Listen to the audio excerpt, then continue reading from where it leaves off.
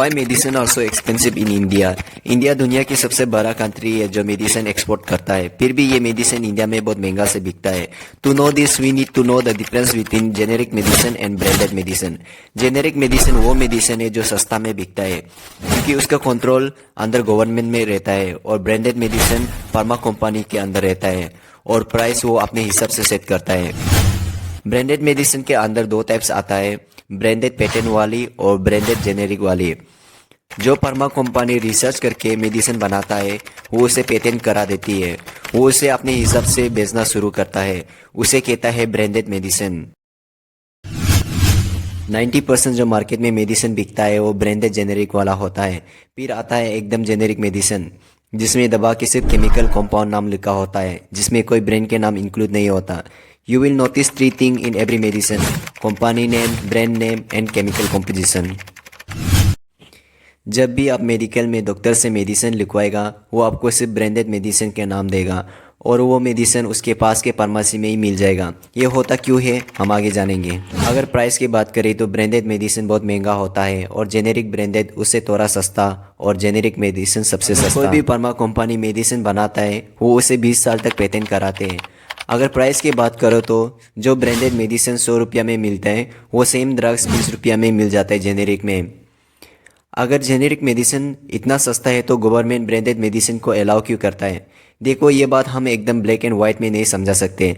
जो company branded drugs बना रहा है वो कोई खराब चीज़ थोड़ी है।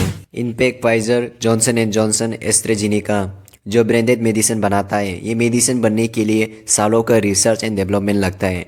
वो अपने बिलियन डॉलर्स खर्च करते हैं अपने रिसर्च में। इनफैक्ट फार्मा कंपनी का एक पैक्ट है, वो अपना कमाया हुआ पैसा 15 से 30% तक अपने रिसर्च एंड डेवलपमेंट में खर्च करते हैं। ये कहीं और इंडस्ट्री में आप देखने को नहीं मिलेगा, कोई इतना खर्च नहीं करता। एप्पल और गूगल में भी 6 से 15% तक ही खर्च करते हैं। टॉप 20 कंपनीज में देख लो जिसमें सबसे ज़्यादा रिसर्च में खर्च करने वाला फार्मा इंडस्ट्री है। किसी भी ड्रग का रिसर्च एंड डेवलपमेंट बहुत कॉम्प्लेक्स होता है और रिसर्च सक्सेस होने के बाद भी ट्रायल के अंदर 3 पेजेस होते हैं। ये प्रोसेस लगभग 12 से 13 साल लगता है। जब इतना सारा पैसा खर्च हुआ तो कंपनी चाहता है ना ये ड्रग बेच के अपना पैसा वसूल करे, इसलिए फार्मा कंपनी का मार्केटिंग बजट बहुत हाई होता है। जो फार्मा कंपनी एडवर्टाइजिंग करता है वो पैसा आपके जेब से ही निकलता है, महंगाई दवाई बेच के। अब पूरी मार्केटिंग साइकिल में एक प्रैक्टिस आ जाता है जिसमें डॉक्टर भी इन्वॉल्व होता है।